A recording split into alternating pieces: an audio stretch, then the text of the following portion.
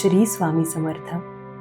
जय जय स्वामी समर्थ. नमस्कार प्रिय स्वामी भक्तांनो, स्वागत आहे तुमचं आपल्या SC मराठी चॅनलवर.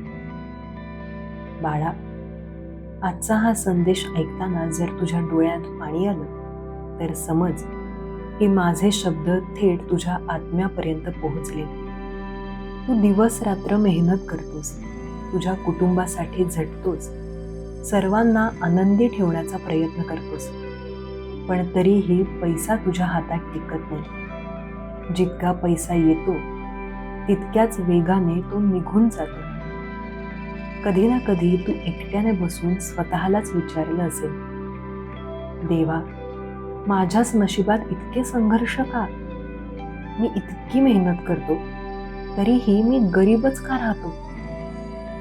बाळा, आज मी तुला तुझ्या गरिबीचं खरं कारण सांगणार आहे. हे कारण तुझ्या बाहेरच्या जगात नाही, हे कारण तुझ्या नशिबातही नाही. हे कारण तुझ्या विचारांमध्ये, तुझ्या सवयींमध्ये आणि तुझ्या विश्वासामध्ये लपलंय. जर आज तू हा संदेश शेवटपर्यंत ऐकला तर कदाचित उद्यापासून तुझ्या आयुष्याची दिशा बदलू शकते. म्हणून डोळे मीट, मन शांत कर आणि माझ्या प्रत्येक शब्दाला हृदयात उतरू दे. कारण आज मी तुला त्या सत्याची ओळख करून देणार आहे, जे सत्य समजल्यावर माणूस फक्त श्रीमंतच होत नाही, तर तो खऱ्या अर्थाने भाग्यवान बनतो. श्री स्वामी समर्थ. गरिबीची सुरुवात पैशांच्या कमतरतेने होत नाही. बाळा, बहुतेक लोकांना वाटतं की गरिबी म्हणजे पैशांचा अभाव, पण मी सांगतो, गरिबीची सुरुवात खिशातून होत नाही. गरिबीची सुरुवात मनातून होते. ज्या दिवशी माणूस स्वतःबद्दल लहान विचार करू लागतो, ज्या दिवशी तो स्वतःची किंमत विसरतो, त्या दिवशी त्याच्या आयुष्यात गरिबीचा प्रवेश होतो. तू अनेकदा म्हणतोस, माझ्याकडून काही होणार नाही, माझं नशीबच खराब आहे, माझ्यासारख्या माणसाला यश कुठे मिळणार? आणि बाळा, हे शब्दच तुझ्या भविष्यावर कुलूप लावत असतात.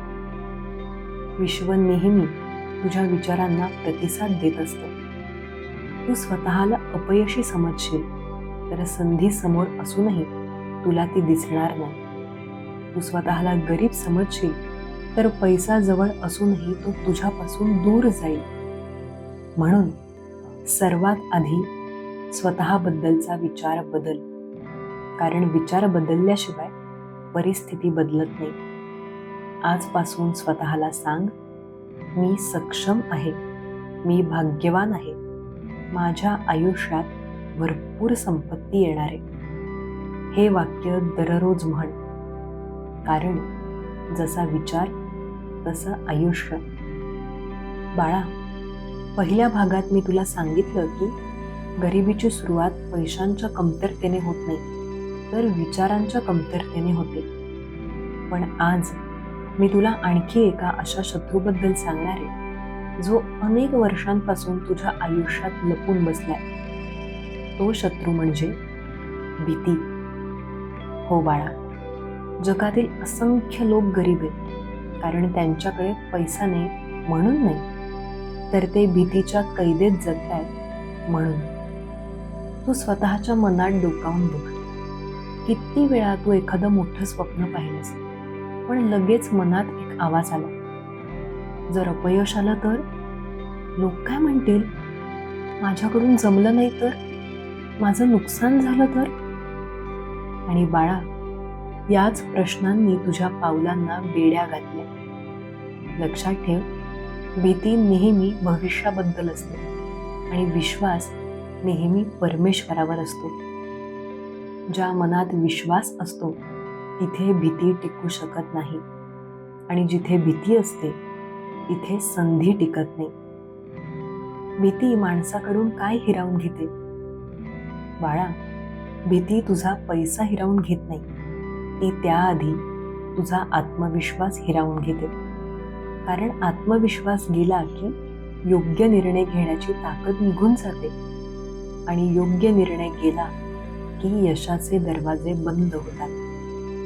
अनेक लोकांना मी पाहिलंय, त्यांच्याकडे कौशल्य होतं, मेहनत होती, प्रामाणिकपणा होता, पण त्यांच्याकडे धाडस नव्हतं म्हणून ते तिथेच राहिले. तर काही लोकांकडे फार काही नव्हतं, पण विश्वास होता, धैर्य होतं, म्हणून त्यांनी उंच भरारी घेतली. एका शेतकऱ्याची गोष्ट आहे. एका गावात एक गरीब शेतकरी राहत होता. तो रोज माझी भक्ती करत असे, पण सतत तक्रार करत असे.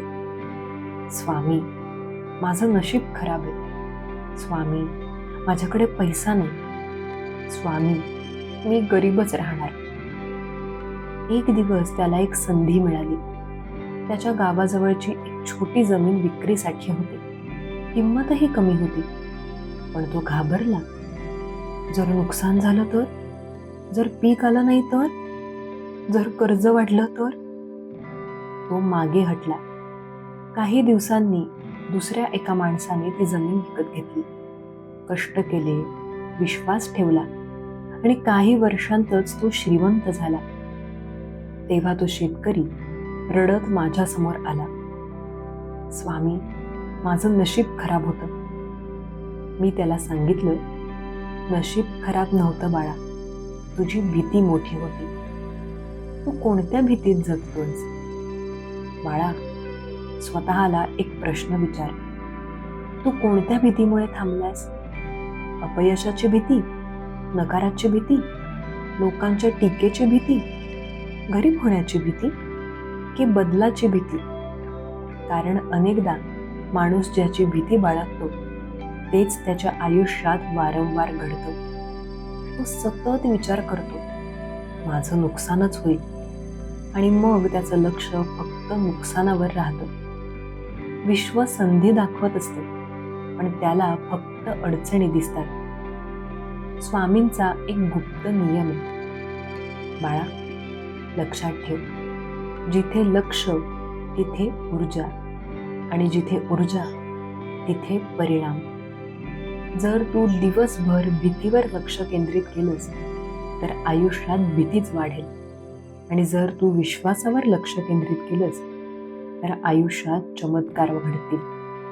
याचा अर्थ बेफिकीर होणं नाहीये. याचा अर्थ असा, प्रत्येक परिस्थितीत स्वतःवर आणि परमेश्वरावर विश्वास ठेव. गरिबी आणि भीती यांचं नातं. बाळा, गरिबीचा सर्वात मोठा साथीदार म्हणजे भीती. कारण गरीब माणूस पैसा गमावण्याच्या भीतीने जगतो आणि श्रीमंत माणूस नवीन संधी शोधत जगतो. हा फरक आहे. एक जण नुकसान टाळण्याचा प्रयत्न करतो, दुसरा जण प्रगती मिळवण्याचा प्रयत्न करतो, म्हणून त्यांचे परिणाम वेगळे असतात. आजपासून हे कर. दररोज सकाळी उठल्यावर आरशासमोर उभं राहा आणि स्वतःला सांग, मी घाबरणार नाही. स्वामी माझ्या सोबत आहेत. माझ्या आयुष्यात येणारी प्रत्येक अडचण मला मजबूत बनवते. मी यशासाठी पात्र आहे. मी समृद्धीसाठी पात्र आहे. बाळा, हे शब्द फक्त वाक्य नाही आहेत. हे तुझ्या मनाला नव्याने घडवण्याचं साधन आहेत. जेव्हा तू भीती सोडशील तेव्हा तुला कळेल की अनेक दरवाजे आधीपासूनच उघडे होते, फक्त तू त्यांच्याकडे चालत गेला नव्हतास. तुझं नशीब झोपलेलं नाहीये. तुझी शक्ती कमी नाही, तुझी वेळही वाईट नाही. फक्त तुझ्या मनातली भीती अजून गेली नाहीये, आणि ज्या दिवशी ती भीती निघून जाईल त्या दिवशी तुझ्या प्रगतीची सुरुवात होईल. म्हणून बाळा, विश्वास ठेव, धैर्य ठेव आणि प्रत्येक पाऊल माझ्या नावाने पुढे टाक, कारण मी तुझ्या पाठीशी आहे. बाळा, भीतीबद्दलचा संदेश ऐकल्यानंतर कदाचित तुला तुझ्या मनातील अनेक गोष्टी समजल्या असतील, पण आज मी तुला अशा एका कारणाबद्दल सांगणार आहे जे कारण अनेक लोकांना आयुष्यभर गरीब ठेवतं. आणि विशेष म्हणजे त्या लोकांना स्वतःलाही ते कारण समजत नाही. बाळा, माणूस जसा विचार करतो तसा तो बनतो. पण त्याहून मोठं सत्य असं आहे की माणूस ज्यांच्यासोबत राहतो तसाही बनतो. म्हणूनच आज मी तुला तुझ्या संगतीबद्दल विचारायला सांगतो. तुझ्या आजूबाजूला कोण आहेत? तुला पुढे नेणारे लोक आहेत की तुला मागे खेचणारे? तुझ्या यशावर आनंद मानणारे आहेत का की तुझ्या अपयशाची वाट पाहणारे? कारण बाळा, अनेक वेळा शत्रू बाहेर नसतो, तो आपल्या आसपासच असतो आणि आपण त्याला मित्र समजत असतो. संगतीचा प्रभाव किती मोठा असतो. बाळा, जर एखादं सुगंधी फूल कचऱ्यात टाकलं तर त्याचाही सुगंध कमी होतो, आणि जर चंदनाच्या झाडाजवळ एखादं सामान्य झाड उभं राहिलं तर त्यालाही चंदनाचा सुगंध लागतो.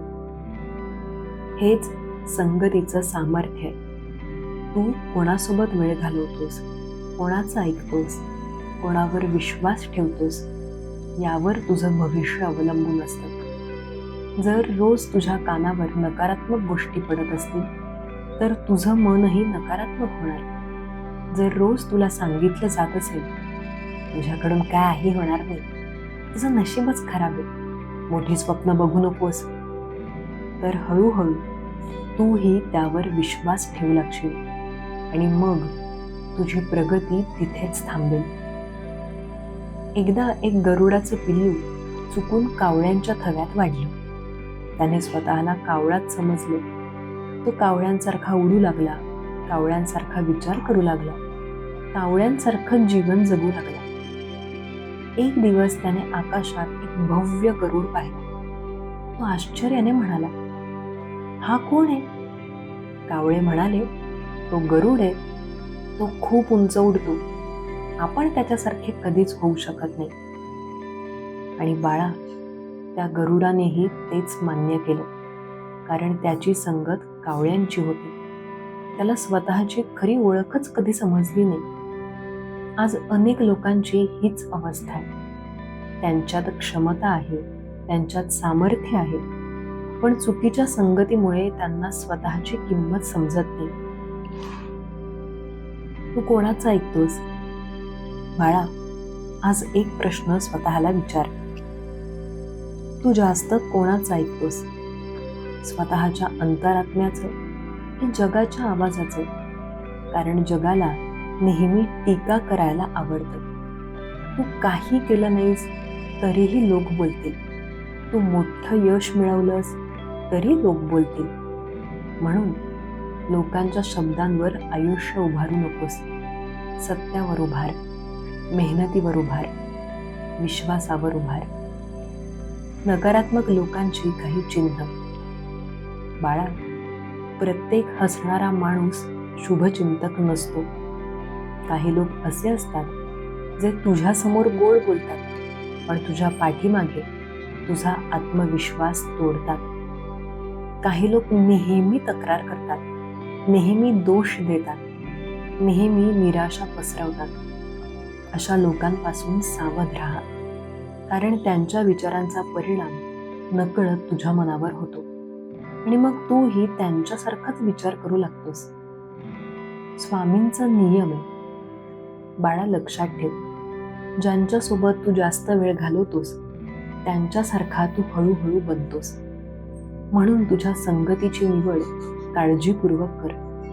सत्संग शोध, चांगली पुस्तकं वाच, प्रेरणादायी विचार ऐक, मेहनती लोकांमध्ये राहा, देवभक्त लोकांमध्ये राहा, कारण अशी संगत तुला वर घेऊन जाईल. गरिबीची आणखी एक साखळी. बाळा, काही लोक सतत गरीब राहतात कारण ते अशा लोकांमध्ये राहतात ज्यांना प्रगतीच नको असते. ते लोक म्हणतात, जग असंच आहे, आपल्याकडून काही होणार नाही, मोठी स्वप्न पाहण्यात काहीच अर्थ नाही. आणि मग हळूहळू ती वाक्य सत्य वाटू लागतात. पण मी सांगतो, तुझ्या आयुष्याची मर्यादा तुझ्या आजूबाजूचे लोक ठरवत नाहीत, ती तुझा विश्वास ठरवतो. आजचा संकल्प. आज माझ्यासमोर मनोमन एक संकल्प कर. मी नकारात्मक संगतीपासून दूर राहीन. मी चांगले विचार स्वीकारेन. मी माझ्या स्वप्नांवर विश्वास ठेवेन. मी माझ्या प्रगतीला अडवणाऱ्या लोकांच्या शब्दांपेक्षा स्वामींच्या शब्दांवर विश्वास ठेवेन. आळस आणि वेळेचा अपव्यय गरिबीचं सर्वात धोकादायक कारण.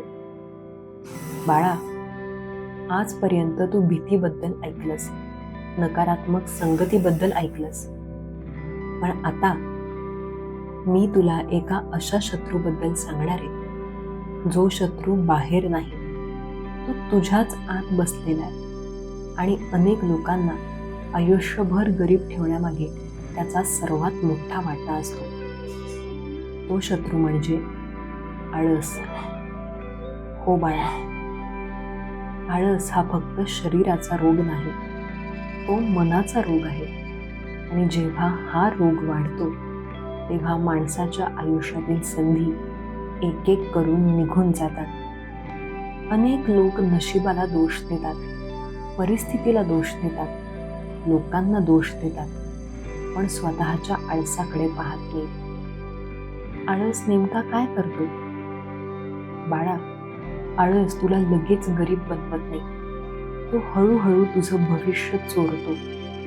आज एखादं काम उद्यावर ढकलतोस, उद्या परवा येतं, परवा पुढचा आठवडा येतो आणि बघता बघता वर्ष निघून जातं. स्वप्न तशीच राहतात, परिस्थिती तशीच राहते, फक्त वेळ निघून गेलेली असते. लक्षात ठेव, वेळ ही पैशापेक्षाही मौल्यवान असते, कारण पैसा पुन्हा कमावता येतो, पण गेलेली वेळ पुन्हा कधीच परत येत नाही. एका तरुणाची गोष्ट आहे. एका गावात एक तरुण राहत होता. त्याच्याकडे बुद्धी होती, शिक्षण होतं, मोठी स्वप्न होती, पण एक सवय होती, प्रत्येक गोष्ट उद्यावर ढकलण्याची. तो म्हणायचा, उद्यापासून सुरुवात करेन, उद्यापासून मेहनत करेन, उद्यापासून बदलतो. पण तो उद्या कधीच आला नाही. वर्षामागून वर्ष गेली आणि एक दिवस त्याने पाहिलं, त्याचे मित्र पुढे गेले, त्याच्यापेक्षा कमी बुद्धीचे लोक यशस्वी झाले आणि तो तिथेच उभा राहिला. तेव्हा तो रडत म्हणाला, स्वामी, माझं नशीब खराब होतं. मी त्याला सांगितलं, नशीब खराब नव्हतं बाळा, तुझी सवय खराब होती. वेळेचा अपव्यय. बाळा, आजकाल अनेक लोकांकडे काम करण्यासाठी वेळ नसतो, पण तासनतास निरर्थक गोष्टींसाठी वेळ असतो. मोबाईलवर वेळ असतो, निरुपयोगी चर्चा करण्यासाठी वेळ असतो, इतरांच्या आयुष्याबद्दल बोलण्यासाठी वेळ असतो, पण स्वतःचं आयुष्य घडवण्यासाठी वेळ नसतो. हेच तर दुःख आहे. तू जर फक्त 1 तास दररोज स्वतःच्या प्रगतीसाठी दिलास तर वर्षभरात तुझं आयुष्य बदलू शकतं. पण बहुतांश लोक तो 1 तासही देत नाही आणि मग मात्र नशिबाला दोष देतात. स्वामींचा एक नियम आहे. बाळा, लक्षात ठेव, परमेश्वर प्रत्येकाला समान 24 तास देतो. श्रीमंतालाही 24 तास, गरिबालाही 24 तास, यशस्वीलाही 24 तास, अपयशीलाही 24 तास. फरक फक्त एवढाच असतो, कोणी त्या वेळेचा उपयोग करतो आणि कोणी त्या वेळेचा अपव्यय करतो. आळसाची खरी किंमत. बाळा, आळसामुळे फक्त पैसा जात नाही, आत्मविश्वासही जातो. कारण जेव्हा तू सतत काम पुढे ढकलतोस तेव्हा तुझं मन तुलाच सांगायला लागतं, तू काही करू शकत नाहीस, आणि हळूहळू तुझा स्वतःवरचा विश्वास कमी होतो. म्हणून आळस ही फक्त एक सवय नाहीये, तो आत्मविश्वासाचा चोर आहे. आज स्वतःला विचार, तुझ्या आयुष्यात अशी कोणती गोष्ट आहे जी तू अनेक दिवसांपासून पुढे ढकलतोयस? एखादं काम, एखादा निर्णय, एखादं स्वप्न, एखादी सुरुवात. बाळा, कोणतीही गोष्ट उद्यावर ढकलू नकोस, कारण उद्या कोणालाही माहीत नाही, पण आज तुझ्या हातात आहे. जे लोक कृती करतात त्यांच्या आयुष्यात चमत्कार घडतात. जे लोक फक्त विचार करतात त्यांच्या आयुष्यात पश्चाताप वाढतो. म्हणून विचार कमी कर, कृती जास्त कर, तक्रारी कमी कर, प्रयत्न जास्त कर. कारण प्रयत्नाशिवाय कोणताही आशीर्वाद फलदायी होत नाही. एक कठोर सत्य बाळा, कधी कधी तुला वाटतं स्वामी माझी प्रार्थना ऐकत नाही, पण सत्य असं आहे की स्वामी तुझी प्रार्थना ऐकतात, पण तू स्वतःबद्दलच्या जबाबदाऱ्या ऐकत नाहीस. तू बदलाची प्रार्थना करतोस, पण बदलासाठी आवश्यक ती कृती करत नाहीस. तू यशाची इच्छा करतोस, पण यशासाठी आवश्यक शिस्त पाळत नाहीस, आणि मग आयुष्य तिथेच राहून जातं. आजचा संकल्प, आज मनोमन माझ्यासमोर म्हण, मी आळसाचा त्याग करीन, मी वेळेचा आदर करीन, मी प्रत्येक दिवसाचा उपयोग माझ्या प्रगतीसाठी करीन, मी आजच सुरुवात करीन, मी उद्यावर काम ढकलणं थांबवीन. बाळा, तुझ्या आयुष्यातील अनेक दुःख निघून जातील जेव्हा तू कृती करायला सुरुवात करशील. तुझ्या आयुष्यातील अनेक अडचणी कमी होतील जेव्हा तू वेळेचा आदर करशील, आणि तुझ्या आयुष्यातील अनेक बंद दरवाजे उघडतील जेव्हा तू आळस सोडून मेहनतीचा मार्ग स्वीकारशील. मी तुला शक्ती देईन, मी तुला धैर्य देईन, मी तुला योग्य दिशा दाखवेन, पण चालायचं तर तुलाच आहे. उठ बाळा, कारण वेळ अजून गेलेली नाही. तुझं भविष्य अजूनही तुझी वाट पाहतंय. श्री स्वामी समर्थ. जय जय स्वामी समर्थ. धन्यवाद.